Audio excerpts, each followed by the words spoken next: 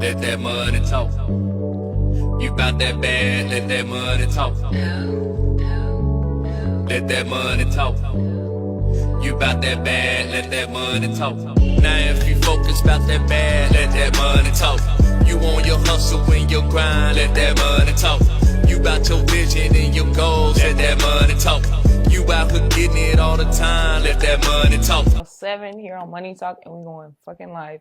You know, when we going live, we having a real ass conversation. Not only are we about to learn about the artist, we are about to get inspired. Okay, so y'all make sure y'all tune in tonight. I got Misstory, the one and only. Okay, what's up, y'all? Hey, live. Money. How you doing? Oh my goodness. I am actually great right now. I can say that I'm in a You look great great. I place. love the brown. Thank you. I love the sparkles. Thank Y'all, you. sock Period. cam. Check out the Period. fucking sock cam. Period. Yes, I am. Don't check out the knuckle toes. My toes got strong feet. All my life I had to fight.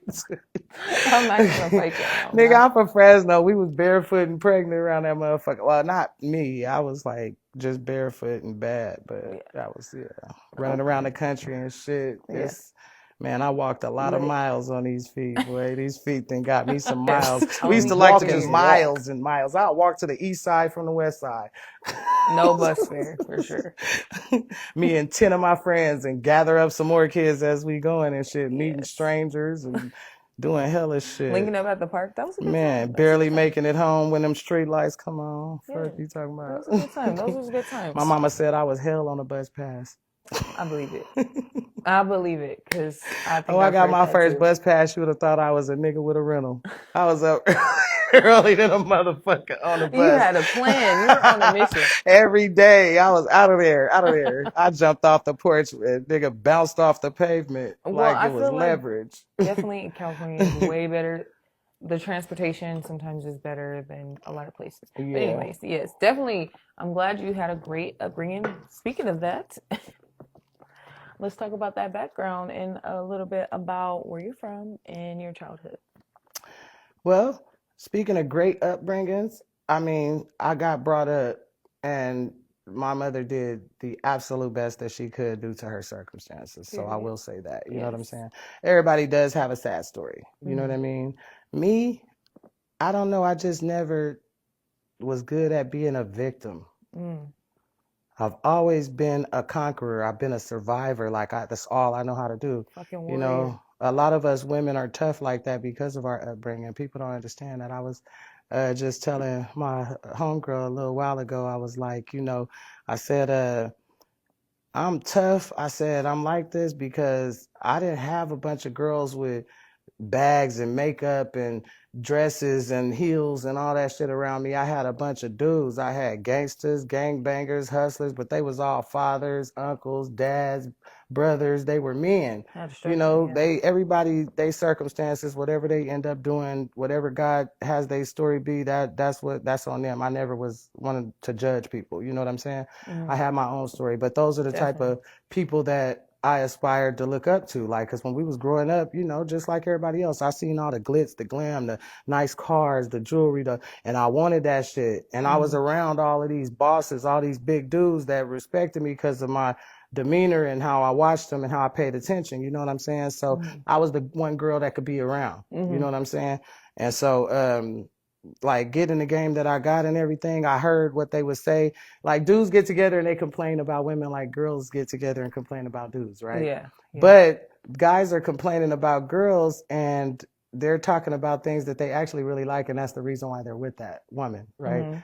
I'm young, I don't know that. So everything that they said was a problem, I went out my way to not do it. Give us an example, because I definitely want to know.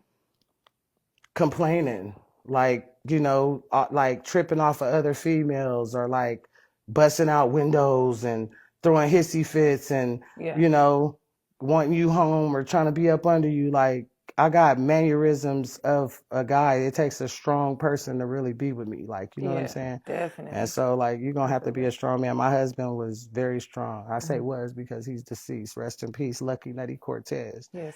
But you know what I'm saying? I'll tell you that later. But, you know, saying that to say, I grew up in Fresno.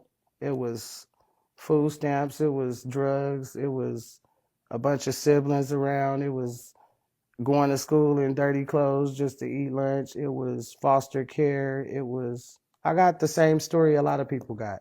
You know what I'm saying? So, but the way I came out of it is just different. Right. So I dove into music at a very young age. I was like 9 or 10 or something. How old were we when like Brandy came out and Monica and Ray J and all these different artists like Raven and That's So Raven and all that stuff was coming out. It was MTV and people were getting deals with Jive Britney Records Spears and I thought that I could yeah. get a ride. Yeah, Christina Aguilera and all these people were coming out back to back. Then you had Destiny's Child and you had before then Belle Biv DeVoe. You had Another Bad Creation that started it. You know, so I started with that movement. Like I was young and I was watching all of this stuff and I wanted to be like them. And like growing up in the hood, I didn't have access to a lot of that stuff, you know. So we go to school every day. I meet up with my friends and we stand, you know how they have the circle, the square where you could play dodgeball. We go make up dance steps every day. We had nowhere to do the dance steps at, but we make up dance steps every day. Using, you know, your time. We sing the song and we make up the dance step. And we sing the song 5, 6, 7, 8. Like, girl, it was crazy. Like lip singing though, you know. So I had a little group and stuff, and I was in and out of foster care for a little bit, and then I went to programs with my mom. I stayed in a shelter, and I caught the bus downtown, and I would walk a couple miles just so nobody would see me get off the bus at the shelter. Like hella shit. Like you know, when during that time when you were doing foster care, what age was it like? It was like 6, 7, 8, 9, 10. My mama did drugs for the majority of my life, but she wasn't, I don't know how to say this, like she wasn't a crackhead, she was a smoker. She was a functional addict. You know, she kept a place, like, you know what I'm saying? We would get evicted, but she'd go get another spot. Like, my mama had 5 kids. I'm the baby girl, like, you're straight up. Like, you know what I'm saying? Mom's kept it lit. Like, people respected her, you know what I'm saying? So it was always a lot of shit going on around me, you know what I mean? And then at about 16, 17 and shit, I met my son's father because I got 1 kid. I was one and done, girl. Fuck that. I'm too self-centered to have a bunch of kids. No. Fuck that. And then God tortured me and gave me like 300 nieces and nephews. So they still break me. They spend all my money. Right. But but no, like you know, I was going through a lot as a kid. You know, I got essayed. I had, you know, different experiences. I got hit on by strangers, like people beating on me and stuff, you know, like it made me tough. It made me tough. I didn't ever whine about it because I didn't want my mama to worry. Right. You know what I mean? I worked the program with her, so I became a codependent at a very young age. Like I learned how to take care of her. You know, I just wanted to help. And deal with it. Rather than deal with the foster care system, I would have rather went with my mama to a shelter and set up in there with her. Like you want to be with your mama. Period. Kids be want to be with their mama. Their mama, that's I'm it. just saying, kids be want to be with their mama. You know what I'm saying? My mama's still my superhero. Rest in peace. Yes, Sweetie rest in pies. peace, yes. I lost both of them. You know, so but yeah, she like, you know, she went through her shit. She was young though, so when my mama was born, crack was like weed. So they epidemics was different. Like, you know what I'm saying? It was times was different. So you can't judge people based on what they didn't know and their lack of, you know, knowledge on some stuff. Yes. You know, people be victims of their circumstances sometimes. Definitely. And still be great people. And still be great people. You know what I'm saying? And it, like you said, it be the circumstances. Like, you know, when you're born in it, Right. we know, especially then the epidemic, Black people was only born in a certain area and it was around and, you know, so yeah, we definitely know. Right, so, right. Rest definitely. in peace to our mommies because, yes, they are definitely our queens. Yeah, forever. they watching over us and stuff. Look how we shining. They did good jobs because, boy, I'm a hell of a woman. I'm something else. And I'm just like my mama. But, strong, you know, definitely. I'm part Rambo, part sweetie pie. It just depends on. You know. What's the we scenario? either good or fuck you. I'm a Cancer. Y'all know it ain't no gray area with us. Gang. Y'all gonna hate that. It's all night. They gonna hate. Look, gang. We worse than 49ers fans. Period. Yeah, fuck that. But no, though, I had a rough upbringing, and then it got good because I learned about music. So I dived into that, and music is my outlet. It was my outlet. So I would dive into writing. I started writing. Writing. all through school. I'm in math class. I'm writing. I'm not paying attention to shit. Like I'm writing raps. I want to get out on the quad and I want to rap this. And if you niggas can't make a beat, I can beatbox. I can sing my own hook. Right.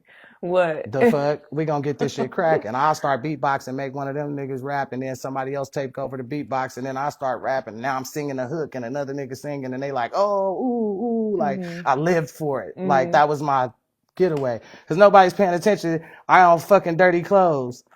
Yeah. I had on Shaq shoes, nigga. Like, I was in love with them fucking Lakers shoes. I had some 49er shoes, cuz, and they was my favorite shoes on earth. You couldn't have told me nothing. Like, I don't give a fuck. Them 49er shoes was my shoes. They talked about me so fucking bad, like, when they did find out. One of the boys that used to always have, like, the East Bay magazine shoes. This nigga seen my shoes. It was like, 49er shoes. It was before what are those? He's like, what are those? Like, fuck you, nigga. Like, 49er. Bang, bang. Bang, bang. Horrible. I hated it. I hate that I had those 49er shoes. I love them motherfuckers. My very first name brand pair of shoes was the Airs, the Bubble Airs when they first came out. I was in Reno. I came back to school. I was ready for the first day. Boy, I couldn't wait to get to school so I could walk my Airs. Nigga, I got there and it was 5,000 pairs of Airs in that motherfucker, every color. And I was stuck with the green, the white ones with the green, because that's all they had in my size. So when I get back, they got red and blue, black and green, pink and yellow, all these different. I'm like, dudes got 5 and 6 pairs of Airs. I'm like, ain't this a bitch? I thought I was finna step. These niggas is ahead of their time. That shit was crazy. You know, I was gonna say, you know, niggas was Hell selling drugs at 2. So. That's how my feet start throwing up gang signs. I had a big sister, so I used to stick my feet in her shoes knowing they was too fucking small. But I wear them motherfuckers' feet be on fire, nigga, and I'm walking around with my toes like this and shit, trying to walk around and have some Nikes on. She come back home. You gotta sit down. Give me a minute. I done scuffed up her shoes and shit, walking hella hard through rocks and shit, like, nigga. Oh my God, yeah. It was tough. It was tough, but I made it through. So I made it a point. You're the baby, you said, right? I'm the baby girl. I got a little brother. Okay. And then I have an older sister and 2 older brothers. Wow. Okay. So yeah. So what was that like with your older siblings? Was everybody in and out of foster care? Like were you all together? No, it was just me and my little brother. Okay, the youngest 2. Yeah. Okay. The older kids, my older brother, he you know, he had his spell with prison and drugs and stuff like that. So he was always like locked up. And then my other sister and brother that are right above me, I got a brother and then a sister. They got the same dad. Their dad was always like working. He was a real father. He was there. He was my stepdad. You know, he took care of us. Him and my mom were married at one point, like, you know what I mean? But she had her life to live, you know what I'm saying? Whatever she was going to go through. So, you know, like their dad was always active. So they had him, you know, so when something would happen with her, he could come get his kids, you know what I'm saying? And then it was me and my brother. And my brother dad died and my dad wasn't around. So like his dad, my brother's dad, little brother's dad, that was like my dad too. Yeah. But when he died, it was just me and him, you know what I'm saying? And so we would go with my mom. She would take us with us, but we never got took. She would call on herself. Like my mama got a degree during that time. She did hella shit. Like she's superwoman to me. Like I be looking back on that shit like, damn lady, you strong. Cause I break down. I didn't had like late power bills and shit and I don't even do drugs. Like this shit's crazy. You know what I'm saying? Like how the fuck did I get kicked out of this apartment? Like I've never smoked crack. She had her apartment longer than me. Like how did this work? Like you feel what I'm saying? So like it's just like, I don't know. It's just you learn to respect shit over time. You know what I'm saying? You got to go through some shit first though. For sure. Hell yeah. Shit. I love me you learn from struggle. Struggle will teach you a lot. Well, man, it will. Yeah, I appreciate it though. I appreciate my struggle now. I learned to. Yeah, because it made me who I am. Yeah, I'm a little rough around the edges, but you know, God built me like this because he wanted me to, it's certain people that he put here to go through certain things because we got to stand in the gap. Somebody got to go through it to tell you about it or you'll never know. Like, right? There's no reference to whatever this is that we're all living. You know, some people, everybody has their way of things. Like I go to church when I feel like it. I'm not a I don't want to say a Christian, but well, basically, because if that's what you got to be to go to church, like I go to church when I feel like God is telling me that I need to go hear something. I go wherever it is that he's sending me to hear what I need to hear. I might go to the club and don't want to be there and spend my time on the patio smoking and fuck around and meet you, and you sitting there looking, and he'll say, tell her. And I'm like, nah, man, I'm fucking chilling. I don't tell her, slapping me in the back of my head with his sandal, and I'm like, hey, sis, you good? You just look like you need to talk. You need a hug? Look. You're like, you're very beautiful. And I'll say, you know, like, well, he said, don't worry about it, sweetie. And I don't know why the fuck it would come like that. I had people break down in tears, and I'm like, oh, no, shit, bitch. I ain't trying to fuck. I'm not psychic, bitch. He just be slapping me in the back of my neck with his sandal. Like, and I have to do what he tells me to do. You know what I'm saying? So that's how I move now. You know what I mean? And I count it all joy. I appreciate the good, the bad, the ugly, because everything has something. It's deeper than what is at the surface. The surface. Yeah. Yes. So when somebody do something, yeah, period. T. Because when somebody do something to me, I be like, damn, I probably would. I was sent here to bless you, man. You were supposed to do right by me. Like, God don't play about me. I know I'm good. Yeah. I'm not even worried about this little shit you just did, but now he finna spank you. That's stupid. You didn't even have to go through that, you know? Or it could be a lesson for me, and I might get spanked. Like, why is you doing that and you know better? Or it could be something I did, but I'm so keen on it now. I'll be like, oh, yeah, I should have did that. I knew you was gonna get me. I'm like, all right, God, I'm sorry, I ain't gonna do that. I'm agnostic. I love God, one God. I believe in him. I know good, bad, right, wrong, left, right, up, down. Shit is simple for me. It's cut and dry. I don't need all the preservatives. I don't want to have to go to nobody's church dressed no certain way. It'd be so crazy how it's like, black or white. Like yes it's or too no, much. up It's or too down. much. And church ain't the church like it was when I was growing up. You know what I'm saying? Like You definitely got to have like that discernment with the church or wherever you go and spend your time. You know, I get in my bag, I get in my mood, I'll be in a great mood, and I'll be like, I'm feeling really good. I need to go thank God. Or I'll be feeling bad and go, or I just feel blah, and I'll just be like, okay, I need to go hear something. Put some in my put a stain on my brain real quick, and I'll get dressed up like I'm going out, and I'll go by myself, and I'll go find me I'll put my little church finger up, give me a little seat in the back somewhere, and I might cry. I'm gonna talk to a few people. I'm gonna shake the neighbor's hand and tell your neighbor. I'm gonna sit there and you feel me. I'm gonna have you straight up. I'm gonna come out of there feeling good. I'm gonna go sit down, eat me something. I'm probably gonna light some weed up damn near before I get out the parking lot. I'm me. Like I do what I do. God got his thing with me too. He working on me still. Yes. I'm not complete. I learn something every day about my fucking self, you know, but man. It is like, okay. Yeah, I didn't know I enjoyed that. Right. And then when you get older, you start knowing when you're wrong. So you recognize when people saying the same thing. You hear a couple different people say the same thing. Like I had a few people, oh, you this or you that, and I'm like, oh, okay, that's not. They don't even know each other, and they say that shit. Like, God, what are you trying to fucking tell me? Like this message, like, I was like, okay, elevator to the top. I fucking get it. I got it, God. Like, yes.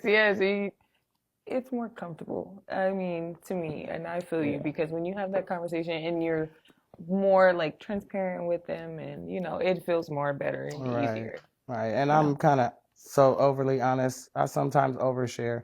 My mom used to always say, girl, you calling me making my ears bleed. She'd be like, don't call me telling me those stories, because everybody that knows me will have a story about how they met Story.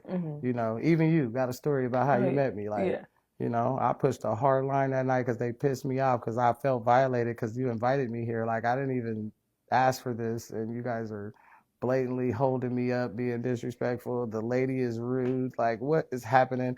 You're embarrassing me. All my people are right here. They all looking at me like, this how they treat you at your shows? I'm like, absolutely not. And this is free. Like, I don't know what's happening right now. Like, I was like, they're giving me, you know, they ended up taking care of me and making shit right. But like, I respect everybody. You know, it's all good. It's no harm, no foul. It was a misunderstanding and they got it right. But I was about to leave.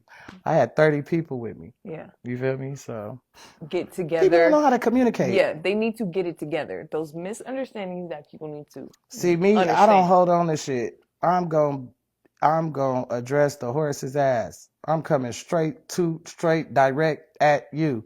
Like, if something ain't right, hey, sis, ain't got to be no public display. Come here, sis. Let me holler at you real quick. Step into my office. Man, come holler at me real quick. Let me buy you a shot. Simple. What you drinking, sis? I need to talk to you. Like, I'm a boss, so I'm gonna address it accordingly. At the same time, it will be addressed. Or we could be in a situation where I got cameras on me and shit, and I'm like, all right, and I'm smiling and shit, and you do some shit, and I'm like, noted. Now it's a stain on my brain. I'm gonna talk to you later. So the next time you hear from me, the conversation has to be had. If you do some fuck shit, you need to address me and you need to leave with an apology. Or else the line, I draw a line in the sand. Like I'm too up there. I've been around here too long, nigga, to be playing with anybody and playing with myself. Like, I know what the fuck come with this shit. Like, no, I definitely. Hell yeah, I don't want to trauma bond with none of you motherfuckers. You ain't gotta that's come. a good one. You ain't gotta come completely healed, bitch, but be working on it. God damn. Yes, be working on it. Trauma bonding. Oh my goodness, yeah. it's so real. You could do that with friends, do that still. That's a real thing. Relationships. Like, trauma bonding is like a thing now. You see all this sad music. These kids, these new generation, you motherfuckers depressed as hell. Something wrong with y'all. I pray for y'all every day. Like, you have to, because it's all that depressing kind ass music and shit. I'm riding with a bunch of 16-year-olds and I like Rod Wave. He's a good. They got Rod Wave playing and all that shit. I'm like, I can't do the Rod Wave. Yeah, they playing the shit. They stressing me out. I'm in the car. I'm thinking about my deceased husband, and now I want my mama. And I'm like, damn, this ain't right, and I need to change, and I'm gonna quit smoking, and I think I might go to the gym. Like, they had me all fucked up in the car. I'm like, I am already overstimulated. I'm a cancer. This is too much emotions at one time. Bitch, turn it off. After two, it's too much. It's like flashing lights with holding my eyelids open. Like, bitch, what are you trying to do to me? Like, the fuck, play some sugar-free, nigga. I'd rather give you my bitch. Like, the fuck is going on? For real, you gotta get in the zone. Yeah, like, you niggas is tripping. Like, I'm telling you, they're literally different breeds. Our generation was tell me when to go. We was outside, nigga. This, dance. Can you do? Y'all niggas suck. Y'all niggas boring as shit. All the girls barely talking when they rap. I'm like, nigga, what? They like, you going too hard. I'm like, no, you too soft. You pussy. I got a son. Like, nigga, I got a son. I got a son too. Yeah. You know what I'm saying? My son's grown now, but I raised a young man. I couldn't teach him how to be a man, but I could teach him morals, values, and how not to be no hoe. You ain't finna be no bitch. And I am a woman, so I can show you, like, I worried about him for a while because when I was younger and coming up and shit, I was broke and he thought I had money, so I couldn't let him jump off the porch. I'm like, you still don't know what a broke bitch look like. You know what I'm saying? Like, you see one every day and you don't fucking get it. Like, nigga, we are struggling. I know this shit look fun, but nigga, like, you feel me? So... it was like, so yeah, but like, no, you know, once I like, you know, I'm softer now. Like, once I got married, man. I had a wedding. So yeah, tell us about that. Yeah, I 2015, May 23rd, I married my husband. We had been together for 4 years.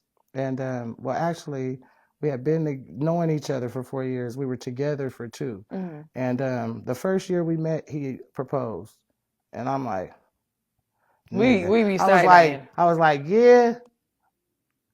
But yeah, hold on. So look, we're going to stay together for a year, see if we can live together and we like each other. Because I'm a Cancer. I like my space. So let's see if I can live with you for a year. During that year, we'll hustle and we'll put together our own wedding. We ain't got dads and all this shit to go confront and get them to pay for weddings and shit. We got to do this shit for ourselves.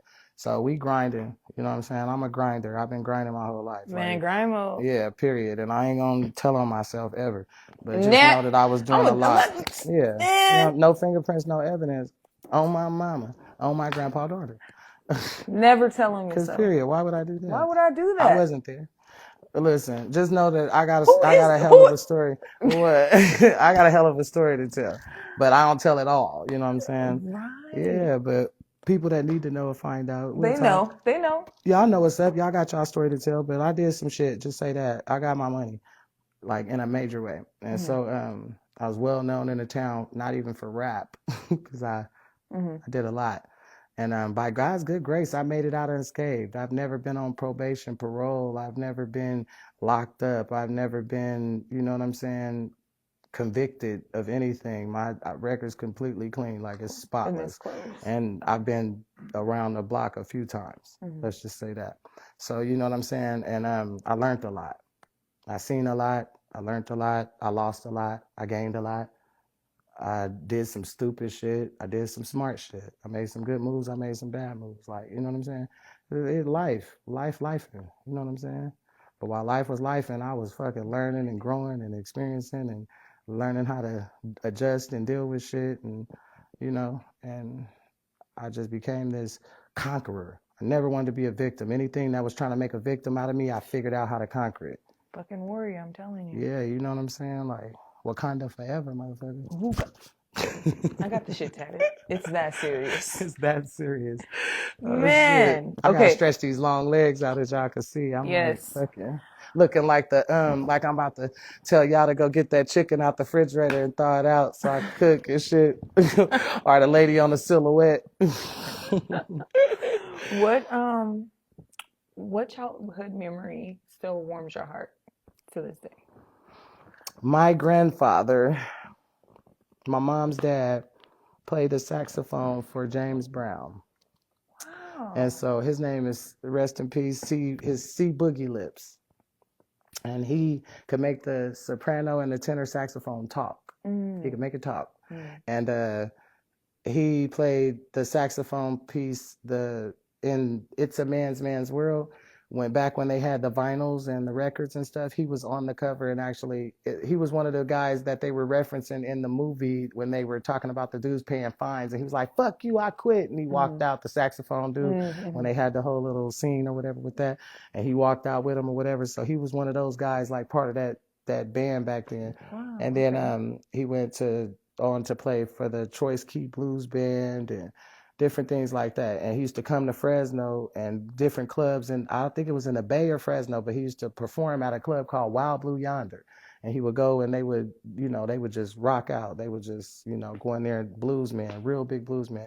He would drive. He lived in Richmond, California, and he had a big old white Cadillac with the burgundy hatchback and a burgundy leather interior. Ooh. And he would drive that, and it had that Cadillac smell, that leather smell. And he'd drive all the way from Richmond off Pawpaw vodka and a bottle of water and his cigarettes. And he'd drive his ass down there. And my stepdad, which is my older brother and sister's dad, we had the house, and he liked that nigga on Friday. "Get the fuck off my grass." My papa would pull up 3:00 in the morning, honking that horn. He had that boom, boom, boom. That Cadillac, that old school Cadillac pimp horn. He pulled right up on that nigga grass, pulled right in the yard.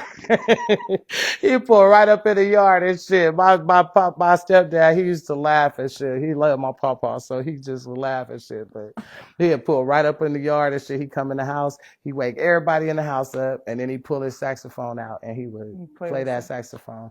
And that's when I fell in love with music. So wow, that is a beautiful memory. Yeah, that is warming. Yeah. I think about it all the time. I'll be like, man, I miss when my papa used to pull up in the yard, and I hear that horn, and I know we going to breakfast, and he finna play his saxophone. I'd be like, Papa, make it talk. He'd be like, Papa, make it talk. Papa, make it up. Like he's like, get your butt up, let's go to breakfast. Like he'd make the damn saxophone say shit. So yeah. I do appreciate like our older, we don't have that no more. Making those memories. You know what? Little stuff the like older that. People, do you see the grandmas now? They all got fake booties and titties and shit and lip fillers. I remember us all sitting on the floor. They look beautiful. They look beautiful right hot now, dogs, but we all gonna all our legs crossed. Not all of us, but a lot of us will be 80 one day. Like I know. Don't remind me, please. I'm like, a lot of y'all was so pretty before you even did it. I'm not against surgery. I think a woman should be able to do whatever the fuck she wants to do. If you're doing it because you feel like it enhances your beauty or it makes you pretty, fucking rock out, sis. And I support you. I'm scared of the shit personally. The only reason I talk about it is for health purposes. It's because a lot of them got kids and shit like that. And I lost my sister like that. Like, she went to go get a mommy makeover. One of my very, very, very best friends. And my mom was about to die at the time. I had found she had cancer and shit. So while I was going through that, I was like leaning on her big time. And she was older than me. She always was laced up. She taught me a lot about, like, you know, my soft girl era, showed me how to wear heels and all that type shit. She like showed me the girl in me because I wanted to be sexy and appealing to guys and shit like that. You know what I'm saying? Yeah, definitely. Like, if nothing, like, I'm a woman. Like, shit, I want to look like a woman. I don't want no girlfriend yet. I wasn't on that then. We ain't got into it all. Yeah, y'all just barely get in my business. You feel me? But no, but you know, so like I was like, you know, I was learning and growing and, you know, going through all kind of stuff. So it just, I don't know, it changed me. Yeah. Yeah. So Man, it always does. Is there a family tradition that you still keep around, like you and your baby boy? I know he's not a baby boy, but you know. No, I'm trying to think. I'm like, what's something that we do?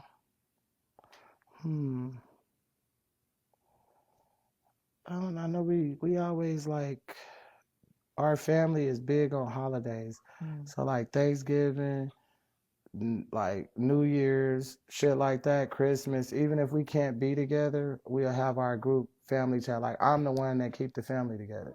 So me, I like every year we creating our new traditions on our own because, like I said, my mom died. My son was really young. My sister and my brother live in Tennessee. They've been gone for about 15 years, like 19 years.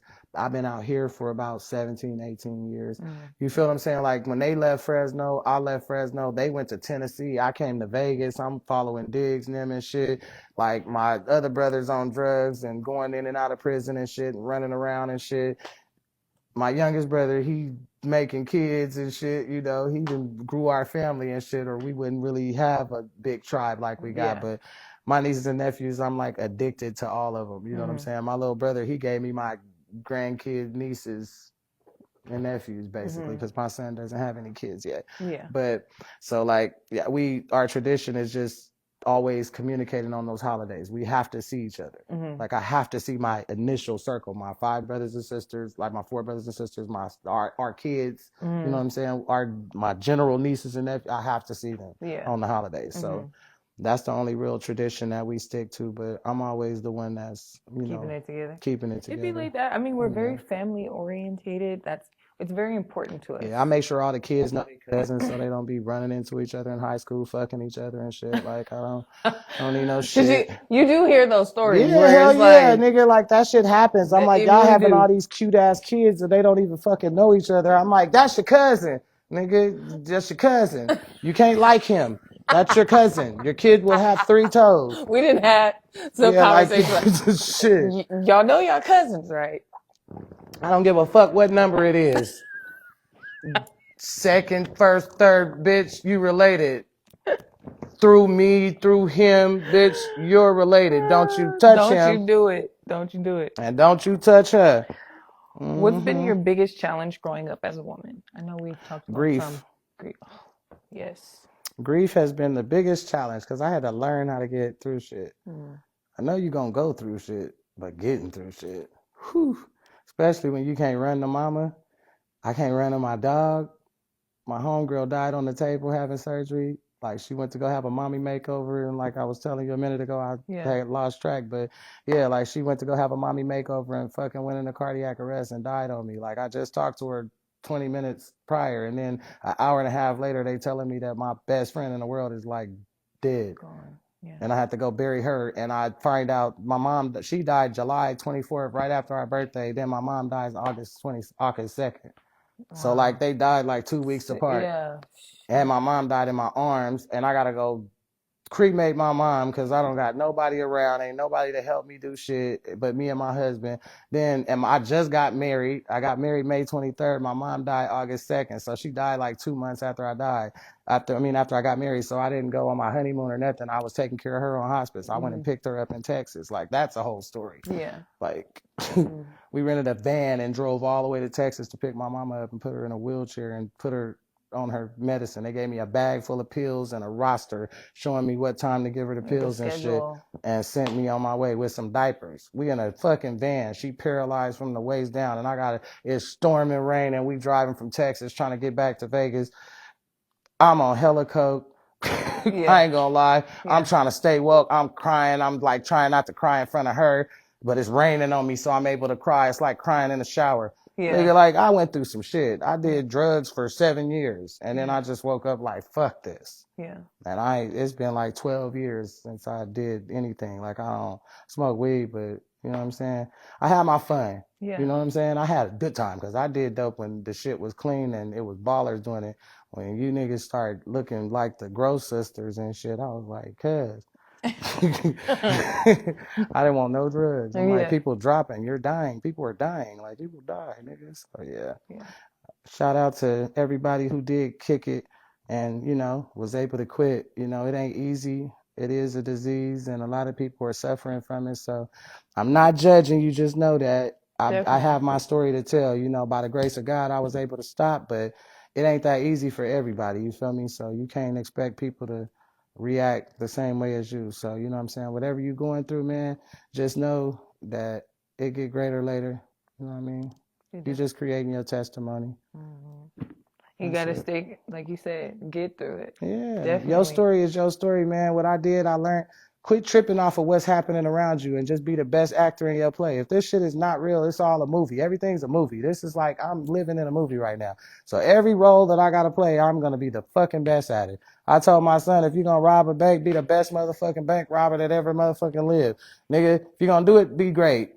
Period. Period. Might as well be the best. Don't be a great dummy, though. Like, it's your life. Don't be stupid, though. Like, it's too much knowledge out here for you to be dumb when you can just ask Google or Siri. Or ChatGPT. That's some new nigga.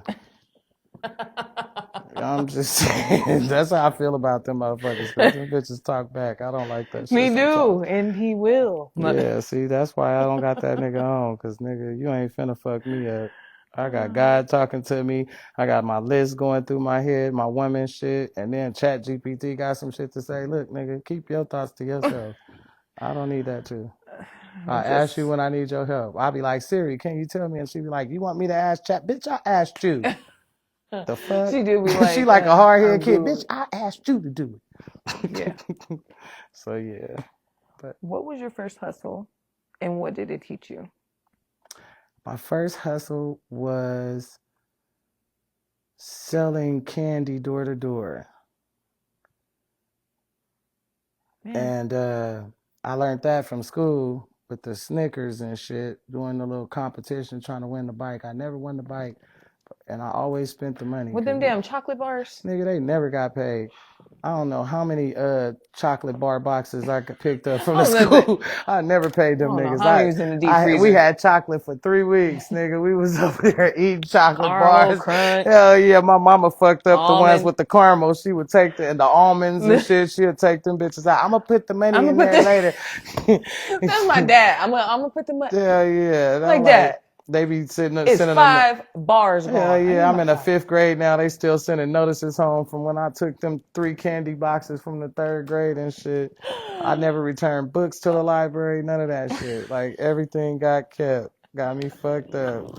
Cause I always brought that. You remember that little stupid ass paper when they bring the book fair to the library and they put new pencils and all these erasers and all this shit. And I wanted everything in the fucking book. I'm sitting there circling shit. The sticker book, this. I ain't getting none of this shit. So, like, nigga, when I got something out the library, that shit got kept.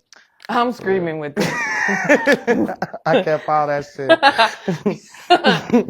For all the kids that never got what they wanted off them little list things, you know I kept all that shit. I do remember the flip books, and you could go pick what you wanted, and your parents had to put some money in there. No, man, you have to have money when you got there. I wasn't one of them have money at school kids. Yeah. That shit wasn't, that wasn't one of them things. And they would put the pencils right there, everything out, or people buying books and stuff. I figured out my way. My niche was being nice to people. So what I would do is I was always nice. I was always sweet. I couldn't help it. I'm a Cancer. I was a big sweetheart. I was like, you know, protector. I bullied bullies. I didn't like bullies. So Yeah. anybody bullying somebody, I'm gonna step in and Debo, you for gotta bully real. me, and I'll kick it with the person that's sitting by themselves at lunch. Yes, Like, me I'll go and sit too. with you. I'll sit with you I and make always sat everybody with else get to know the you. Like, no, nerds. that dude is really cool. He just different. Like, you don't know him. You don't know what his story is. And like, his Facts. dad probably beat on him, or you never You fucking didn't, know ask what's the happening right to somebody. Like, questions. people's guys, you judging a motherfucker instead of wondering why are they like that? Something's wrong or something's right. Crazy. Might be smart than a motherfucker. We're You like, never know. You might what? miss out. Yeah, like the shit's nuts, right? That cancer should be deep. People don't get it. At a stranger. Like, bruh. When No, I go yes. out now, I compliment women.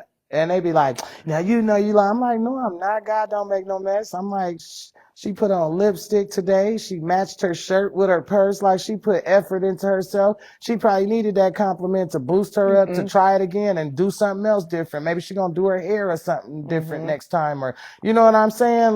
People take Like, heed to stuff fuck. like that. I You like never making know people what other people smile. going I through. like Yeah. making people smile. It makes me feel good. You know? Yes. It makes me feel great. It's like a drug. Like, for me to do something for somebody and see their reaction and see them excited and happy, or see them complete a mission or help them figure some shit out that they couldn't figure out, I feel completed. I feel like I did, like, fucking power. yeah, like, straight up. Wow. But don't blur the line, though, because you can't do God no favors. Sometimes people's stomach need to growl. Sometimes some people's stomach need to grab some. Yeah, some bitches people need got to go scarf. through what they're going They through, need you know a what I'm saying? sport. Because they're not going to get to the message. That's why no good deed goes unpunished, because sometimes you be standing in God's way of teaching somebody a lesson. Like, you done brought them in out the cold, so now their stomach never growled. They never got to experience got a that. blanket. They didn't have that come to Jesus moment. But then they come in your house and take the blanket, and now they've been there for 3 weeks, and now you irritated and can't get the motherfucker out, and they telling you they ain't leaving because they get mail at your house or some bullshit they done did while you was gone. You feel what I'm saying? Like, I've heard that story. I'm just saying, we've heard a bunch of stories. I'm just using that as a quick scenario, but nigga, like, the shit is, Yes, because as soon as like, motherfuckers get mail to your house, y'all, yeah, you you gotta gotta, evict them at that point. yeah, I don't give a fuck how sad nobody's story is. Don't let nobody live with you. I don't give a fuck. I don't care. I tried it. I done been there and done that. I done had everything you can think happen to me as far as letting motherfuckers live with me. And fuck no. I like my space. When people get to my house, all of a sudden I'm hella irritable. Like, don't sit that there. Do this. Put your feet here. I don't move that chair. I keep this over here. Don't use that cup. That's my special cup. Like, I love the special cup. yeah, like, don't sit in my spot. You're sitting in my spot. You're like, come. Why are you using my couch pillows? Those are decoration. They never move. You're here. Why did you put my fan over there? Let's go meet somewhere. Let's go meet outside. Definitely. Anytime.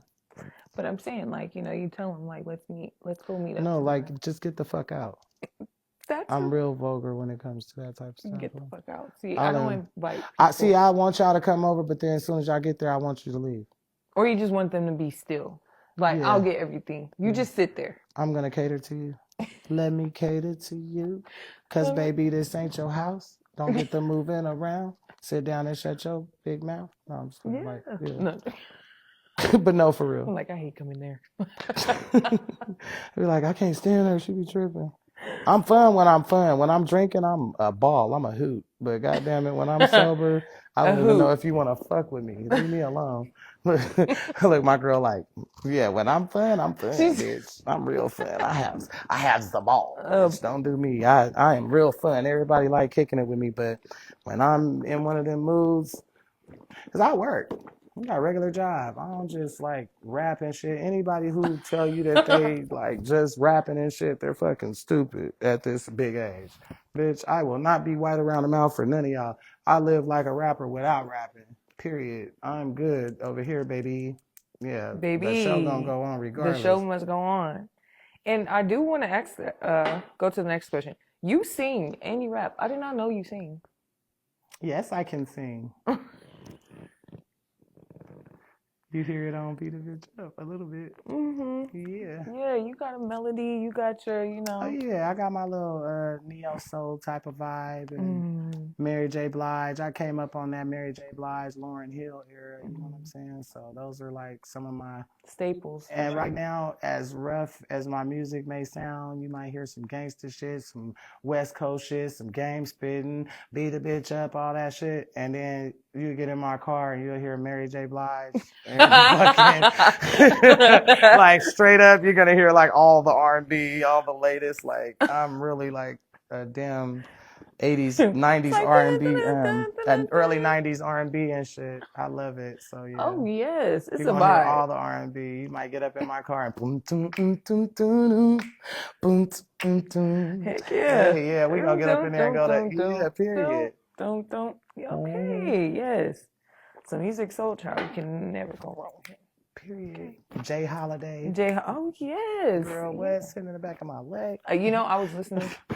Cause what? Let me not I get was the sitting in the playlist back of the out. leg, sipping my dro. Yes, Smoking my I dro, love to sipping see my it. I love to see the growth, the elevation, because life could really fucking swallow you. We see people who don't make it, and it be fucking bro, this shit, satisfying. I see people get spit out by life every day. Like life will chew you up and spit you out.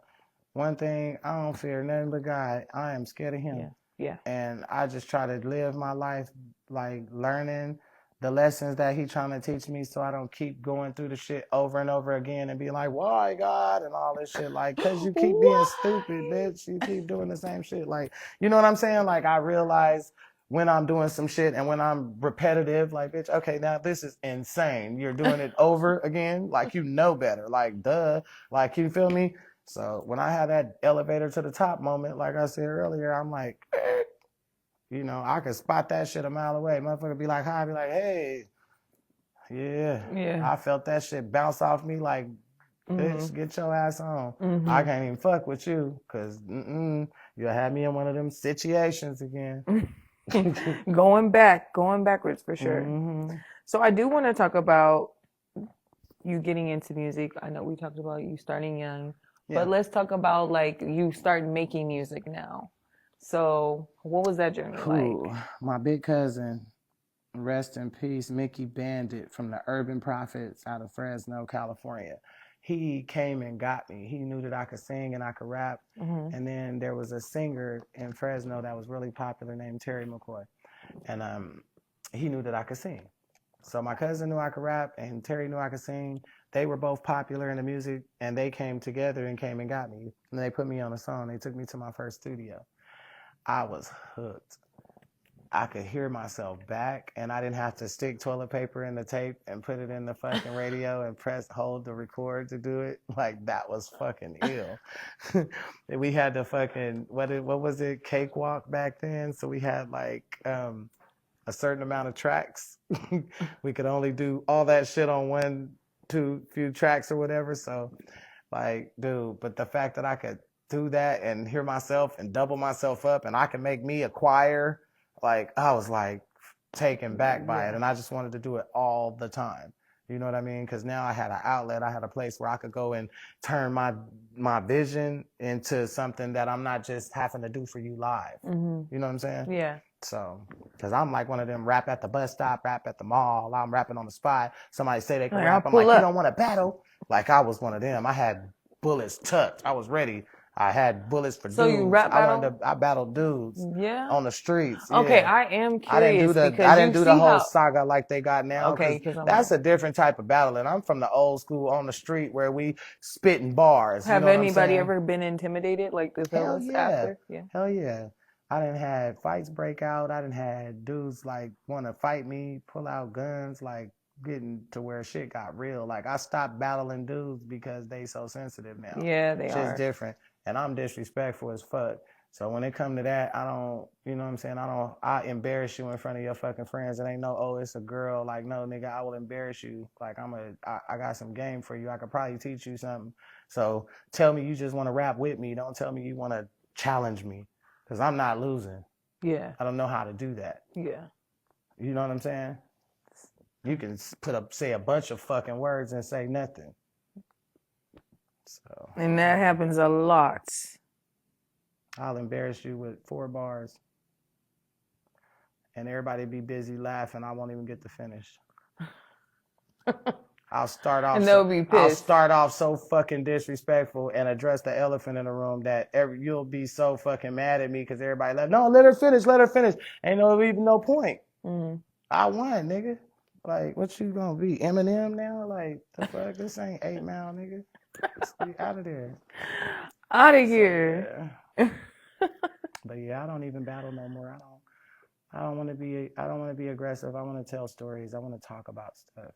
Mm-hmm. My music has to have a purpose these days. That's wonderful. That literally is streaming into the next question, like a waterfall kind of. Really? Yes, because it was, what's your approach when you're about to write or in the studio? What's the approach you take? What's your mindset? If you're thinking too hard on it, that ain't it.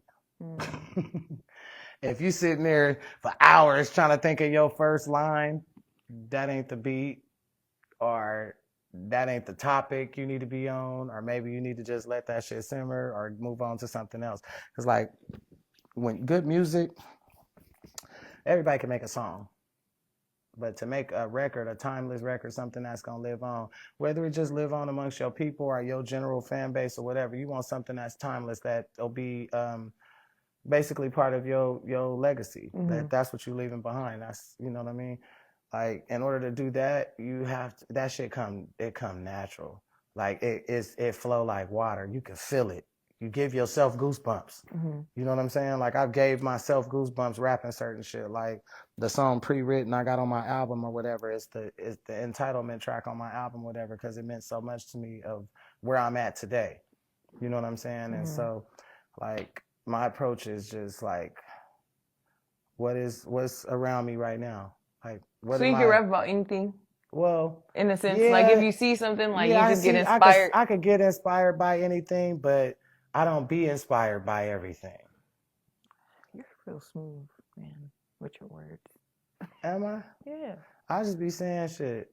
But no, but like, you know what I'm saying? You like, can be inspired. Yeah, because but it's like what you say, it's like you receiving it, you know, mm-hmm. like I said, words are powerful. So I'm careful about what I put into the atmosphere, like can't, ain't, don't, won't, not gonna get, like, you know what I'm saying? All that negative energy. Mm-hmm. Don't work. Leave me alone with that. Mm-hmm. Like, cause I'm like, there's a possibility for everything, right? Definitely. So you got to always keep your options mm-hmm. open. So that's why I'm like, I'm not inspired by everything, but everything is everything. Mm-hmm. Everything is something, mm-hmm. you know, mm-hmm. There's something else for my library. Okay. I haven't read every book in the library, but there are books in there that one day somebody's going to walk in there and go find that book, dust it off, and it's going to be useful. So that piece of information, I might not need it, but I might run across you and you say, I was some, and I'm like, you know what? I got some information about that. Yeah, here, take that book, use that. This is the game that I got from there. Use it. That might help you, because I didn't need it, but bring the book back, bitch, so I can give it to somebody else, because I didn't return books. Right. Return the game. No. We're all paranoid now because you didn't return. Everybody's like fucking looking for me and shit. You gonna bring that back, right? Gonna be looking me up and shit on Instagram. Don't fucking cancel me because I didn't return books. I love kids. Luckily, I'm 100% sure the system has been updated, boo. So we good. Cool. We good. They like audiobooks now and shit. Like, I'll donate to a library or something now because y'all gonna be on my ass. Yes. What was your first performance like, and what emotions did you feel? Like live performance. Live performance as far as like something happening to me where I had to stand up or show up? Yeah, like people, it's a crowd, like a show, yeah. A show performance? Yeah. My first performance was, I don't even remember. That was so long ago. You jogging my memory like a motherfucker. Or a memorable. A memorable performance. All of them are memorable because I shut shit down. Like the one you was at was memorable. It was, man. I'm telling you, I was They was stressing. I calling me was the just next day. They said, man, we thought it was a fucking earthquake in the building. They said you had the floor shaking. They said the whole floor was shaking. We thought we was everybody gonna was fall crip through that walking. That's motherfucker. why. Yeah, the whole building was crip walking. I was like, Raw. I'm the only person don't know how to crip walk. Like, this is crazy. Like, Yeah, I no, gotta it was figure that part out. that was really a I'm good like a time. big old crip too. You can't tell me I didn't get jumped in, bitch. Period. Nobody hoods claim me. I'm a crip, and that's just how I That's feel. just how it And is. big old crip. And The yeah, biggest. can't crip walk. Cripple. Yeah, that was that Yeah, was so, but no, my biggest show performance out here, that was the biggest, was Jacquees and Nefta Pharaoh, I would believe. okay. Or That's no, a it good. could have been with Yuck Mouth and Mac 10 and Ice Cube and well, no, Mm. with Now that's the one I wish I was at. You say Mac 10, Ice Cube, DJ Quick. That was my DJ favorite Quick. show with Yeah. DJ Quick, because DJ Quick is Tonight. DJ Quick is like, oh my God, I just always wanted to fuck him, but no, but now that I've changed and stuff, You cool. yeah, that man probably has a family or something. I don't know that, so I'm sure he I've does. never disrespected Cuz, but I didn't gave him the stare down. Like, nigga, I will eat you alive. Like, I was in love with DJ Quick when I was younger growing up, but now that I met him and seen the great professional that he is, though, like, I had the biggest crush in the world on him, but now it's different. It's like I got like a music crush on his skills. Like, that fool is raw. I want him to do some beats for me, I want him to get me in the studio and just create. He made so many songs that y'all don't know that he made. Like, if you just go and listen to his catalog. And then I watched him get on stage, do a live performance, DJ. He's DJing. He's DJing his own fucking set and playing other people's songs like DJ Khaled or something, just running through shit that people didn't know. Like, the shit was crazy. Yeah. I watched him do 3 or 4 jobs at one time and turn the crowd up. Like, that type of crowd control, that shit is like, yeah, he a G. So that was like a good show for me. That was a big show. But Jacquees and Nefta Pharaoh, it was like 3,000 people out there. And that was the biggest show, my first show and biggest show that I did in Vegas. Yeah, and it was at Craig Ranch Park. It was outside. Yes, No, that was a different one. I did 2 for 97.5, called me twice. So I did 2. I remember the one outside. Yeah, I did 2 with 97.5. You know what I'm saying? DJ Thump, he was bringing me out. That's Big Bro. He would bring me out. Him and Donna, they was giving them shows and whatever. And they brought me out for like the West Coast Explosion type show, and then they brought me out for another show, like, so they brought me out twice, and that was 2 huge ass crowds too. But my boy D Money, he paid Jacquees and Nefta Pharaoh and him and his people, and he brought me out. So, and I had DJ Kelly come up there and DJ for me. So DJ Kelly was on stage, she DJ'd for me and shit, and I came out and I performed, and it was like a sea of fucking people. It was like 3,000 motherfuckers out there. So I stamped my name in Vegas. Like, I've been here so long, I'm from here. I rep Vegas like I rep Fresno. I've been in Vegas longer than I've been from Fresno. Yeah. You know what I'm saying? So this is home for me. Yeah. Like, I've lost here, I've hustled here, I've gained here, I put in work here, like, you know what I'm saying? So, like, this is home for me. I rep this motherfucker. I'm really the queen of this motherfucker. I just be giving bitches passes. But all that shit is over with. Like, I've been humble for so long, now I'm just stepping on next. I'm stepping over everybody that's in my way. Because, like, I gave motherfuckers so much time. I took so many life breaks that everybody should have been there and did something around here. And the fact that ain't nobody did nothing around here, like, I'm finna just step on next now. I'm not letting up. I'm on everybody's head. Like, anybody can get it. Yeah. If you try me, I'm gonna let you have it. Period. I mean, you definitely got the walk and talk behind it. So it's the crowd was definitely going crazy, and that performance. Thank you. I was shocked. Like I said, I usually leave people shocked. I like when people not fans. I like to watch people become fans while I'm on stage, because I can see it in your eyes. I'm looking dead at you, and I'm watching you like, the fuck is happening right now? Happening and then they're like, why the fuck haven't you blew up? I did, baby. You just met me. I'm good. I'm famous now. You know me. You know fuck me. You talking about? Like, because I don't got fans. I got fam. I call them my fam. I love to see it, and these women are coming harder than these niggas. Yeah, I love a lot of that gangster shit. I'm loving it, and I love that shit. I love gangster shit. I love just yes, a G. I love women showing that we got a tough side too. You could be tough and still be soft. and still be soft. Like my person gonna think I'm the softest person on earth. Like I'm gonna cater to my man, my woman. I'm gonna rub feet. I'm gonna cook. I'm gonna, put on my sexy clothes and my sexy face and try to make sure I'm popping at the house. Like in the house, it's an oasis in that motherfucker. When we step outside, we in war gear. Yeah. I don't know what the fuck gonna happen out here. You feel what I'm saying? So I'm always on 10. I didn't seen a lot of shit, so I'm kind of paranoid. I don't even like bitches reaching at me and shit. Everybody can't touch me. You know what I'm saying? Like I'm just different, like with how I move now. Yeah. I'm really, really, I really have a purpose, and with everything that I do, it has to have a purpose. You have to. Yeah, without no purpose, I'm not doing it. So, I mean, it makes more sense moving with purpose and without, even though some people be moving like airheads, but hell yeah, you can learn a lot from a dummy. you can. I love when people do shit for me. I be like, I always wanted to know what happened if somebody did that stupid shit. Like, this is what happened. Because I had that thought. Like, I was mad as a motherfucker, and I thought about doing that, bitch. I'm glad I didn't. Stupid. Stupid. Any collaborations that you're like, I want to lock in with this one? Right now, the only collaboration that I'm worried about is the one I got coming with Yuck Mouth. Me and Yuck got a new one. So a couple weeks ago, I went out to Hollywood, called up bruh, and he pulled up. We went to the studio and shit. Shout out to Yuck Meezy, the regime general. Yeah. Y'all know what time it is.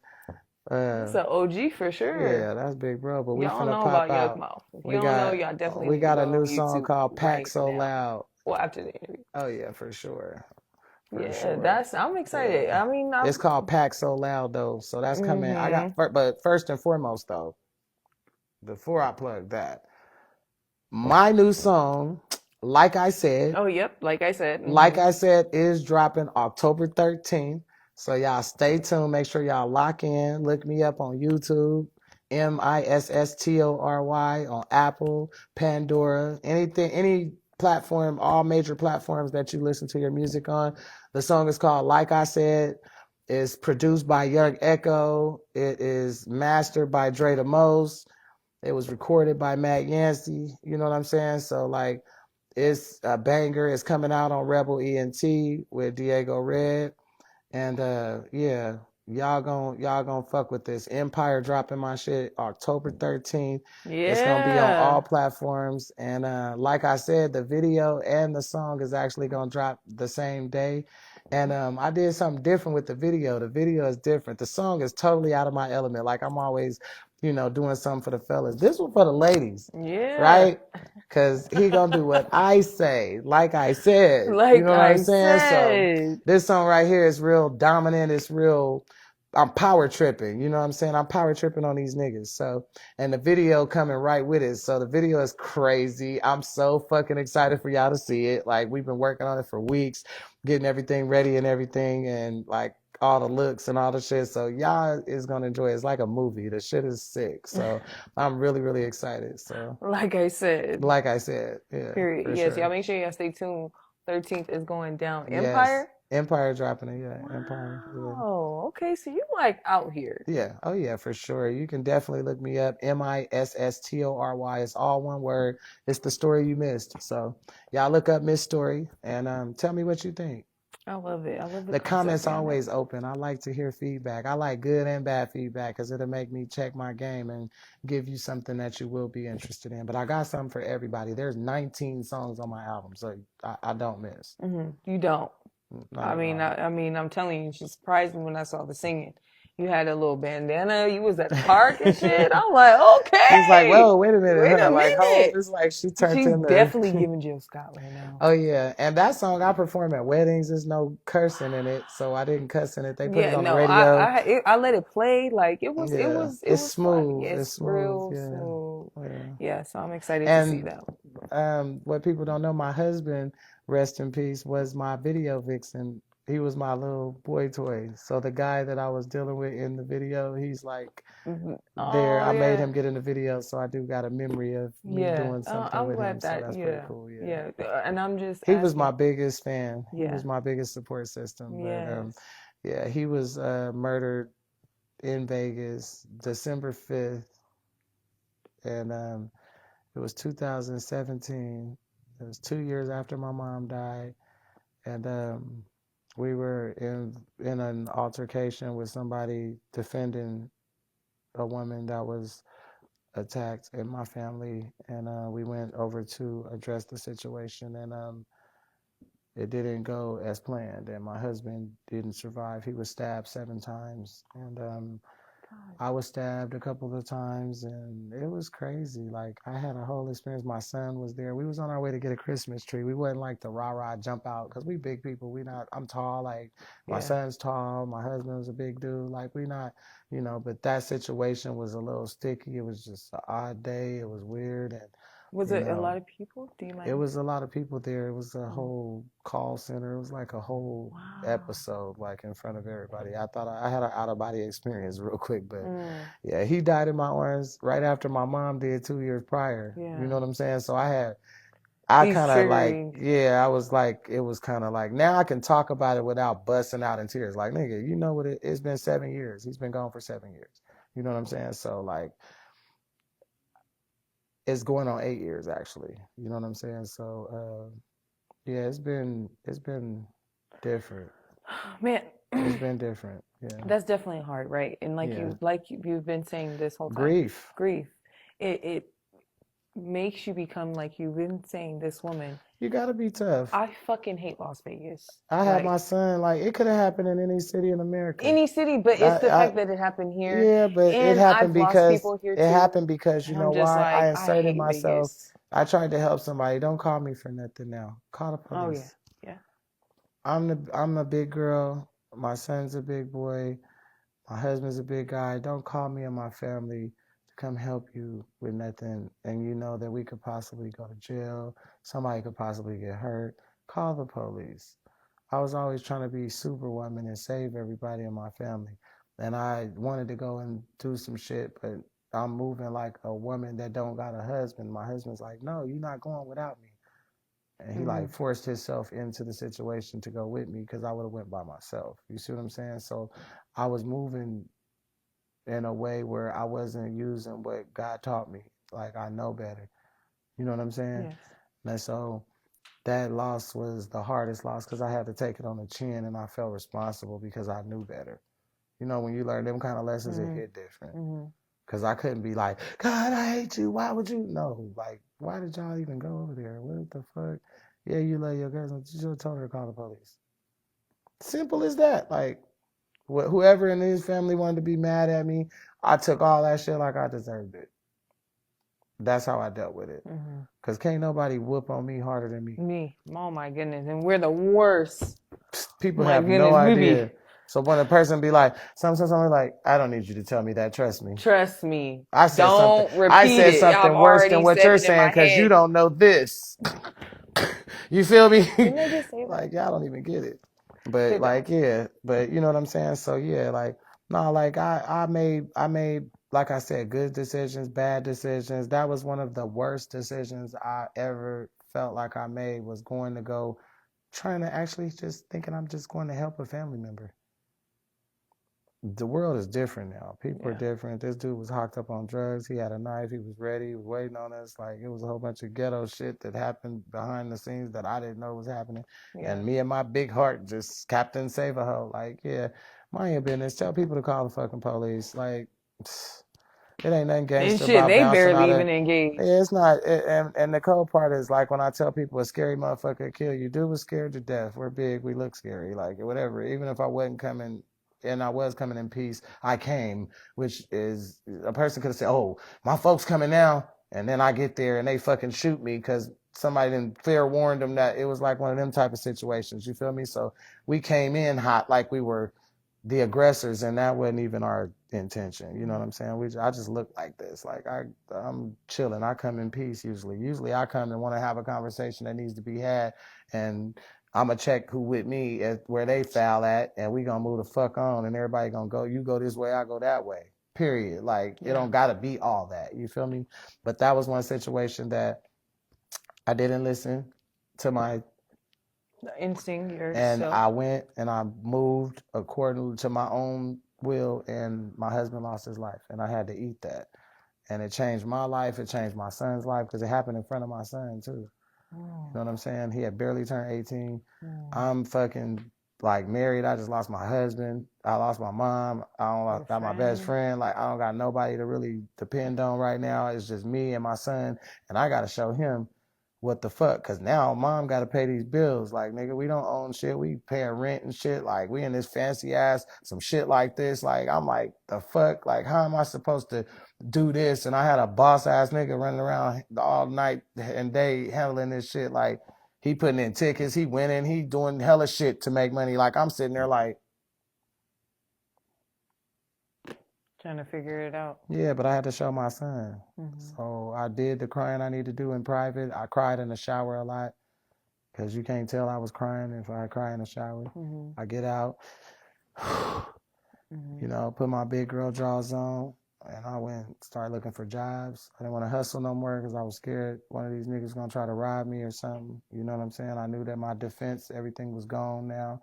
And so like I just went and did some different shit. I went and got a job, and like fucking going from a dope dealer salary to fucking 9 to 5 waiting on a check every 2 weeks, nigga. I felt like I was having heroin withdrawals. I was over that motherfucker like, oh Lord, take me now. Motherfuckers calling my phone. I'm ready to go risk it all. I'm like, bitch, I'm about to go spend my rent on They something. call me I'm gonna again. go flip this shit. The plug will put me on. Like the plug will put me on and get me right. You know what I'm saying? I was like, man, that shit was like, and then I was just like, is it worth it? I don't want my son to ever suffer through a loss again. Like, we got to go to therapy now. We got to go to all this shit like I just brought into our fucking lives trying to help somebody. So my guard went up completely. Like, and then my blinders came off, and I'm like, that third eye came open. That shit is the most uncomfortable shit in the fucking world. People talk about their third eye being open. They don't talk about that motherfucker opening up though. Bitch, it's like being a newborn and you getting introduced to light for the first time. That shit is not cool. Like, so, what do you feel like you experienced more, just for those who don't even know? Yeah, I felt like I was lied to. I was triggered by a lot of things. I felt lied to. I felt deceived. I felt like people had been in my face just bullshitting me my entire life. Like, I couldn't understand why you could love me, how you could love me so deep, and I love you so deep, and you've been lying to me all this time, and you knew, like, you know, or like shit like that. Like, it was just weird. It was just a lot. Life started becoming a movie, and I started realizing about the Matrix. I seen the other side of it. I was like, whoa. I started crying. I was emotional. I was angry. I was intrigued. I was wild. I was crazy for a moment. I was kind of loopy because it was like, this can't be real. Like, I was in disbelief. It was a lot of emotions at one time. And cancers, when they experience that shit, it's like a game overload. That shit is like fucking overstimulating as fuck. So it feels like an art, like out of body experience. Yeah, it does. Cause when I lost my mom, I literally just caught myself waking up like, different.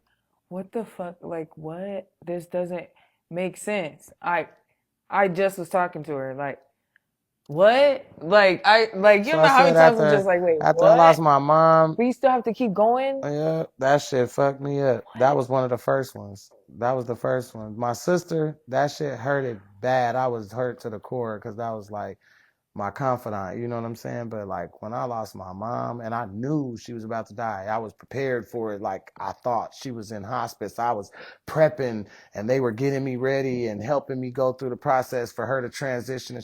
You cannot fucking prepare yourself for that shit. You can never prepare for that. I was so strong for her though. I was. Yeah. I was proud of myself. Like when I look back on that shit, I'm able to sleep at night because I did what I was supposed to do. I took care of my mama. I held her hand through it all. I was scared with her. I was happy with her. I laughed when I wanted to cry. I sang when I wanted to fall out. You know what I'm saying? Like I did things that I didn't know. And the whole time I was praying and asking God for her strength, and I was exhibiting it the whole time, the whole way through. I was like her. I was literally turning into her while I was losing her. Fuck! That I fucking feel that because that's how I felt when I It's okay, man. Them tears is real. Damn. Baby.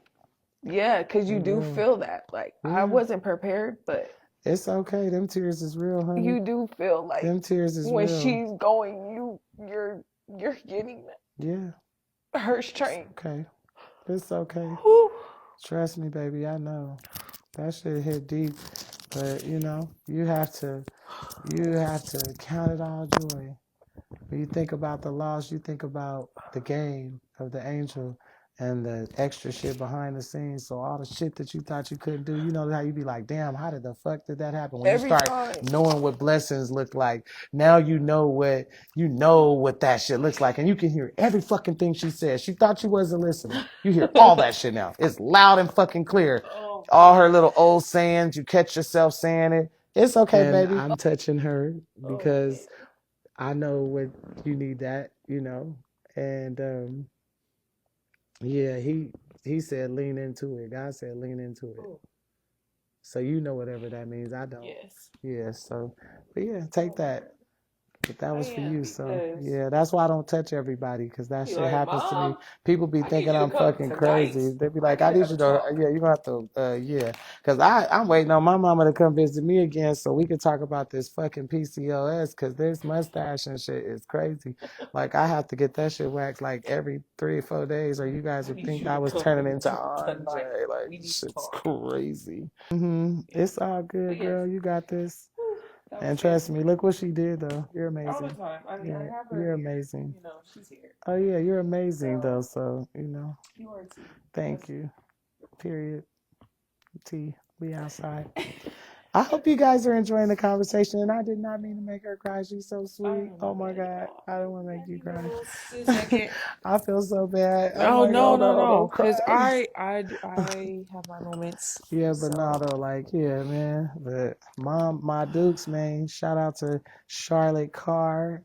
My mom didn't have no middle name. She was just raw, Charlotte Carr. And yeah, we called her Rambo growing up, and all the grandkids called her Sweetie Pie. So she went from both of those, from there to there. That's me, 0 to 100, real quick. Real quick.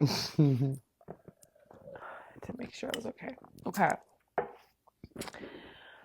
How do you pour back into yourself? Especially, space. when life is space. Yes. I give everybody an overdose. I'll give you an overdose of distance. Me. Yes. I might want to watch TV. I might want to scroll on my phone for an hour. I might use some of the shit I bought when I was just fucking stressed out, and it's just been sitting here in the packages for fucking a year, and it's dusty, and I'm like, I did buy a face scrubber. Let me see. I bought all this face shit. I never even used it. I just was having a bad day and just bought some shit, and the shit came. I used it twice, and it's just been sitting here, and it looks really pretty on my counter. I've never used it, so I just start using shit, or I shop. I'm bad at that. That's one of my guilty pleasures. When I want to pour into me, I'll take some me time. I'll go get my feet done. I'll go get my nails done. I'll sit in a restaurant at a table by myself.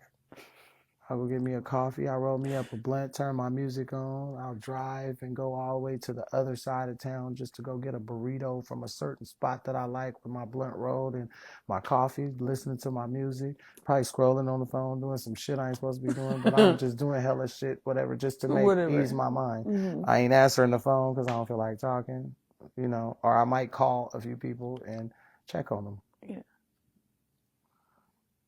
I really want to be like, hey, how you doing? And hang up.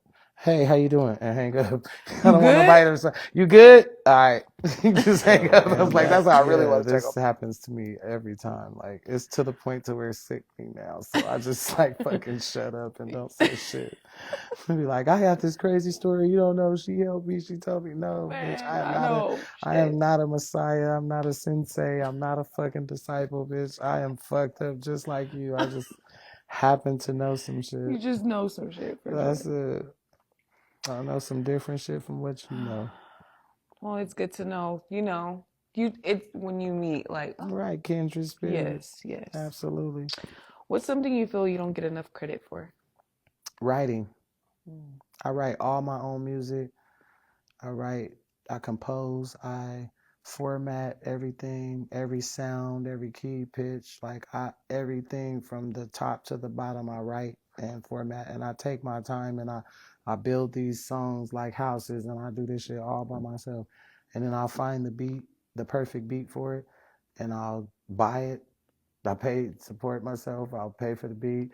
I'll go to the studio, pay for the session, and I'll get that shit out of me, and then I can play it back, and then like I don't get enough credit neither for my live performance.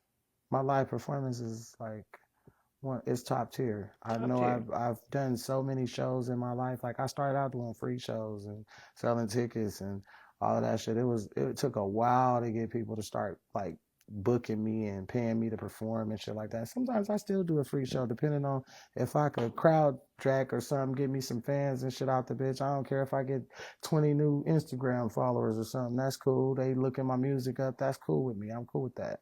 That's a win. You feel me? So I don't never think I'm bigger than the program. I love to perform. So depending on where it's at or what's going on, then I'll come, show up and do some shit. What music video did you have the most fun making?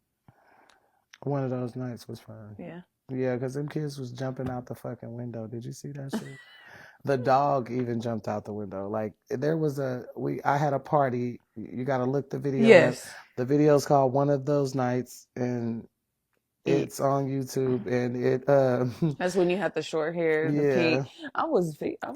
It was people jumping out of the window. That was the singing song that you like. People were with the scarf and shit. Oh yeah. People were jumping out of the window. I had invited. I went out to Arizona and we did some shit in Laughlin and all that shit. We jet skiing and all that shit, and then we met some college kids out there, and we invited all of them back to Vegas. They came out. They went. We had a party at a house out there, and I think it was in Southern Highlands or something. And so we had a house party or whatever in the mansion and shit. And the kids were like in the fucking second floor of the house. And the pool was like right directly from the window. And the room was so open, it was like nothing but space by the window. So to open the window, there's no screen on it, nothing. And they're like fucking diving head first out the window like a frat party. They turned it into a fucking frat party.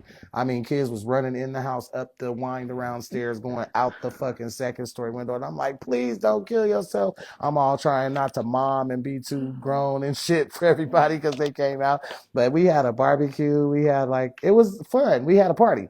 And we just turned it into my video. And everybody was down. They were all like, it was a vibe. You see, it was a whole vibe. No, it was literally a whole vibe, but it was really a party. So that was a party. It was a picnic barbecue that turned into a house party. It was a good song for Thank real. you. It's Thank on here. you. It said, "Back to your music." I want to say One of Those Nights is a jam. Thank you. Appreciate that. Another one too. That was the first R&B song I've ever released. Yeah, because I didn't see no. Well, I got In My Feelings. In My Feelings is a R&B song. I don't know. I just was never really into that song, so I didn't push it as much. Because I'm singing for me is way too emotional for the emotion that I was trying to give. I wanted to exuberate strength, but dudes got softer. I got harder. It just didn't match up. So shit was just like, what the fuck is happening? Yeah. But yeah, I just didn't want to sing. It was too much emotion. I wanted to say that shit. All that, ooh, I just wanted to, nigga. Stop playing with me. Yeah, period. Dinner. Yeah, Dinner. Yeah, that's a remix to Lil Wayne. I always, all the top rappers to me, like Lil Wayne and people like Drake and, Yuck Mouth and them, all those rappers that I look up to, E40, people like Sugar Freedom, Wordplay, Tech Nine, wordplay artists, you know what I'm saying? I would listen to them and then I would battle their tightest song. So not to battle them as a person, but to battle them, the artist. So whatever they're talking about on that song, I'm going to go against you as a female and I'm going to do my shit. And I can sound like you, nigga. I'm going to make my shit sound like the female version of you. Yeah. So I would be the female version of them. And it would really come off like me because I sound like me, even though in my head I'm sounding like Lil Wayne, but to y'all I sound like that. Yeah.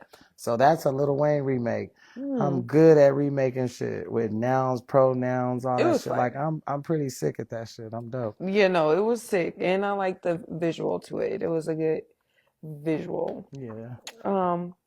Okay, and then we did talk about your upcoming ones, Pick Up the Sticks, and like I said, it's definitely dropping soon, so we can't wait.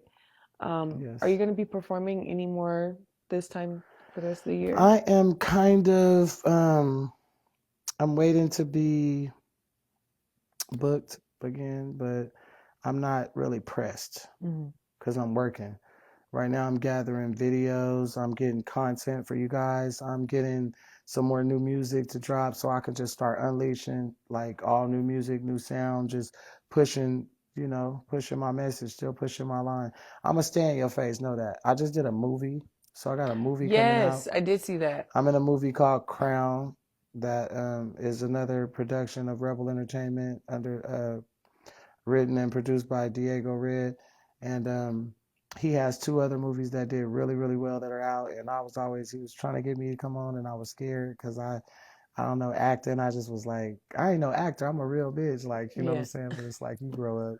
I was like, it's like, fuck it. Let me go give this shit a shot. Like, because these girls running around naked rapping and shit. And I'm like, I'm not doing that. Y'all gonna look at my mouth. Like, listen to my mouth. My booty big. I don't need all of that. Like, fucking listen to what I'm saying. Like, I can give you some game. You feel me? But, I did a movie, and I did good. I did way better than I thought. I showed up, I showed out. The movie is dropping either later this year, at the end of this year, or in the beginning of next year. I'm not sure exactly the dates, but I will keep you posted. If you follow me at MISSTORYWEON, Misstory Weon on Instagram, I'll keep you posted. It's called Crown, and I'm a hit woman / secretary, so y'all get to see me do some shit. Oh yeah, I'm turned up. I'm one of the main characters, so you get to see some shit. Yeah, I get to see something different. I like that. Acting, when that's how it starts. You start doing music, then you start acting. I guess so. Is that how it goes? I think that's the remedy. That's like the little remedy. Tyrese, Ludacris. I don't know. All I know is I'm going to stay in y'all face. I'm going to stay in your face. And then also, if you're in Las Vegas, I'll be on 88.1 radio station, the People Station, at 8 in the morning on October 24th, coming up at the end of this month. So y'all stay tuned for that. I'm going to drop some music on there. I'm going to be playing a couple of my songs and stuff. They got some of my radio versions. So we're going to be dropping some shit. Okay. You definitely out here. I've been seeing you. You've been grind time. You've been doing the work. You've been posting the work, not just saying it. You've been actually showing us what you've been doing. So thank you. I definitely appreciate that. Because I definitely been getting trying to put y'all in my business a little bit. Y'all know, like I said, I'm from the old school. I'm older than y'all think I am, than I look, because I drink water and mind my business. You feel me? So that should keep you young. I'm telling you, black don't crack unless you smoke it. But look, so what I've been doing is like just staying busy. I'm gonna stay in y'all face. Like, I'm a one-man army, so I'm paying for all this shit. I support myself. I work hard. I work 18-hour days at regular jobs, disappear on you niggas, and then I pop out and show you niggas. So sometimes you gotta, know? If you ain't at a bag every day, you gotta have a goal. Like, I don't give a fuck if it's $50, $100. Get up and make you some money every day. Go do something. Something you could be proud of. Make it make sense. For sure. Okay, we're going to ask some personality questions before we get into motivation, and then we'll end it. What's a beauty or wellness ritual you cannot live without? My pedicure. My manicure. My pedicure. I don't give a fuck. That shit is hygienic. Like, when people talk about somebody getting their nails and shit done, my wax, nigga. Like I said, PCOS is a hell of a thing. And it is a thing with a lot of ladies. Like, when you hairy, though, my mama told me that. She's like, you hairy because you're going to have good pussy. And do. But anyways, but yeah, though, so the PCOS, a lot of women, we have like extra facial hair, your testosterone. You have testosterone instead of just like, it be different, like your hormones be all off balance. You have really, really bad cramps when you having your cycle. Like, that shit is hard. And like, I'm a girly girl. Like, little do people know, like, you come to my house and you see all this shit, you be like, this motherfucker's like really a girly girl. When you around me, you will get to know that part of me. But if you're not, then you just gonna think about Misstory, the tough girl rapper. But my wax, that shit is my main thing. I have to literally go and get that hair off of me. I do not like hair on my body. I don't play that shit. So my wax is my main main ritual. I can go without my nails because my nails will last because they're real. These are my real nails. So I just I'll go and get my wax and I can put on some lip gloss and I'm good. I don't need no makeup, nothing. I can pop out. You know what I mean? And then I cut my hair into a fade. So like I literally had a fade, lip gloss, eyelashes, and fucking a fresh wax, and I was shining like new money. So you can do a lot with a little bit. Yes, that should be hygienic, but my wax is everything. Hygienic is where it's at, not the other way around. Because some Yeah, people be those looking aren't. good, but they don't smell good. Yeah, it's not like a wax and getting your nails done and shit is not like getting your makeup done. Like makeup is like some extra shit. That's when you popping out on some other shit. But your nails and shit, take care of yourself. You're supposed to get that stuff done. That's maintenance. You don't applaud You a fish need for it swimming. as a woman. You don't applaud a fish for swimming. Go fucking wash your ass. What's a toxic trait you have? And then share a toxic moment, if you don't mind. This is the juicy part, y'all. Toxic.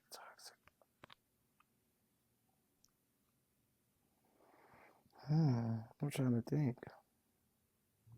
Depends on what you consider toxic. I knew that because everyone has different type of toxic. Yeah, but it's up like to you depends. of what's toxic to you.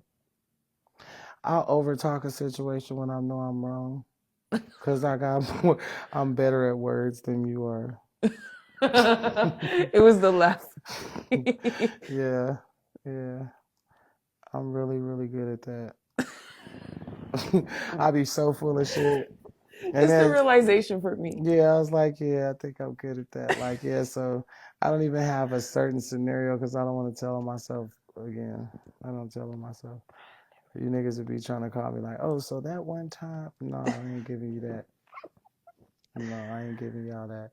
What's something you'll never apologize for? Being me. Period. Being me. I am unapologetically who I am, and I'm proud to be me. I'm not the softest female. I'm not the prettiest female. But to me, you can't tell me I ain't the baddest bitch in the room every time I step. You can't tell me that I don't got a big heart. You can't tell me I don't love hard. You can't tell me I wasn't genuine when I was around whoever I was around that I'm not around anymore. Like, you know what I'm saying? I stand firm on my heart and the person that I am. Yes. And I'm really, like, I would not rather be anybody else but myself. But me? This fucking cat serious? That's what I'm talking about. Like, period. Look, I'm gonna enter on that big dog. Hey man, say man. I'm just kidding. No, we still got a few more. No. It's all good. Get into it. That was good. Like, for real. Because I wouldn't want to be nobody else but me. Yeah, I don't want to be nobody but myself. You know? Yeah, no matter what. Yeah, I mean, you put your problems on the ground next to mine, I'll pick my shit back up. Back up and so do it again. So we're not going to even do this game. We're not going to even play that game. I'm going to just keep my shit. You keep your shit. You go this way, I go that way. What we say? We'll be cool. I'm not finna play like that with nobody. What movie would you play in? Which is crazy, right? No. But if you can play in one movie, what would it be? That's already out? Mm-hmm. Shotas. Shotas? Yeah. Took the what, left the what? Take the win, leave the money. I'm like, taking all this shit, bitch. I want to be a gangster. I wanted to be with Bob Marley's son so bad. Like, when they played that fucking Rasta music. Yeah, that shit was dope. I would have helped them niggas rob the dude that was driving the truck. Or the dude that was driving the truck when they played like he got hurt in the street. I would have helped them niggas. He's just like, man, I can see it. I can see it. Yeah, I could have seen me being a little... What does healing and hustling look like to you, and what does it mean to you? They go hand in hand for me. They do. Yeah, they look the same because hustling is healing for me. I get in my bag. I don't get sad. Sad don't pay bills. Can't do nothing with sad. I can't call and pay the rent with sad. I can't fucking feed my son with fat. With sad, I can't get dressed with fat. With sad, I can't pop my shit with sad. Sad doesn't do anything but hinder you. I don't want to be hindered. I don't like to be held back. I don't like to be restrained. Restricted, so why the fuck would I restrain myself by sitting up being sad? I'm going to go get some money. Because why? I like to shop because it makes me feel better. I can't do that broke. Yeah. You know what I'm saying? Yeah. So yeah, I like to live my life. I like to do what I want to fucking go do. I can have $1 million in the bank. If I want to go to fucking Jack in the Box, that's where the fuck I'm going. And nobody can tell me shit. Nothing else. Like, I'll get up and go to Jack in the Box for 8 days in a row because that's what the fuck I want to do. Yeah, I could have went and had a 5-star meal, but I like their fucking churros, and that's where the fuck I'm going. You going with me or nah? You feel me? You know, like people. I like their churros. I don't like this. I don't like the dust. Like, speaking of Jack in the Box. Yeah, speaking of Jack in the Box, I like the churros. I'd be like, no dust. You focusing too much on the dust. Just do a little and then drop it. Yeah, they do too much. Right, a little tat. They be like, yeah, that's them niggas that be they be mad at their job. Like, oh, bruh. you want some churros, bitch? I'll give you churros. Extra cinnamon, you say, huh? You half the jar and shit in one little like, 5-pack. damn, you can make your own seasoning now. Like, I'm gonna just take this and save it for later. Give me a plain churro, please. Yeah, please. I got some at the crib. Ordering plain churros and shit. Tell us, what does 2026 look like for you? I'm in y'all motherfucking face. Look, I'm one away. I feel like I did the homework God wanted me to do. I did the footwork. I did what I was supposed to do, and now I'm one away. And all I got to do is just keep going. Like, I'm running down that tunnel, and I'm getting closer and closer to that light that used to be so small. That shit's starting to widen up. And I'm like, the degrees of separation is changing. Like, shit is just getting different for me. So, you know, just be ready to, because real rap is coming back. So I'm going to be in y'all face. I got a lot of shit dropping. I got a lot of ideas and hella plans. So watch this. 2026 looks like my plans coming to fruition. I love that. Yeah. Do you feel like you've accomplished your goals in 2025, like that you set for yourself at the beginning of this year? Mental goals, did you elevate? Yes. Did you? Mental goals, yes. Okay. Because I learned how to handle shit now. I don't get upset about things like being late or not making it somewhere or not being able to do something I want to do. Like, little shit that used to bother me, you know, it doesn't bother me as much anymore. I don't give a lot of things energy that I would have put days and days into, you know, all that stress and crying and shit. I try to get to the bottom line. Okay, well, what am I supposed to learn from this? It's like trying to figure out a crossword puzzle, like our puzzle. You know, everything's a riddle. I'm trying to figure this shit out. It's the Matrix. We got to figure out the code. Break the code. Break the code. What the fuck is the code? What did I do? Why do I even have a fucking code? What is this? What is this? What is this? What is this? What are you doing? I don't like when you do this shit. What message do you want people to take away from your music?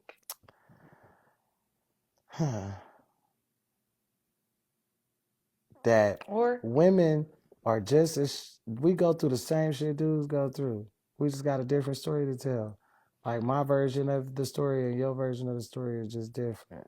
You know what I'm saying? One ain't softer, one ain't always harder. They just different. But I got some game for you. That's what I want you to take away. You don't take away nothing. My legacy could be the message that I gave you, like one of them little simple bars with some shit that you needed just for God to let you hear it out loud so you could clarify some shit. Like, I might say something slick and you'd be like, damn, I needed to hear that.